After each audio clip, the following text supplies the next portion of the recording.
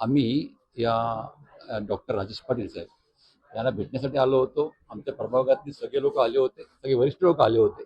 प्रभाग क्रमांक 26 मधून चांगला उमेदवार द्यावा या हेतूने सर्वांची इच्छा होती.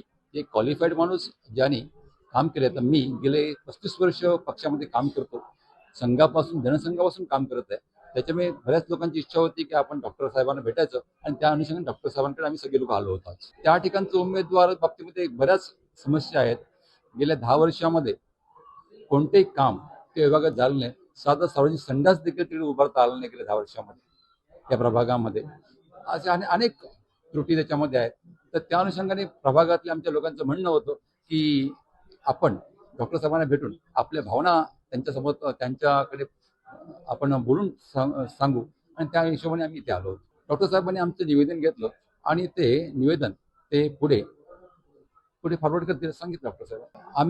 मी स्वतः संघातून आलोय आणि संघाची पार्श्वभूमी असलेला मी ग्रस्त आहे. 1988 पासून मी पार्टीचं काम करतो. वॉर्ड अध्यक्षापासून मी पार्टीचं उपाध्यक्षपर्यंत असा माझा प्रवास आहे.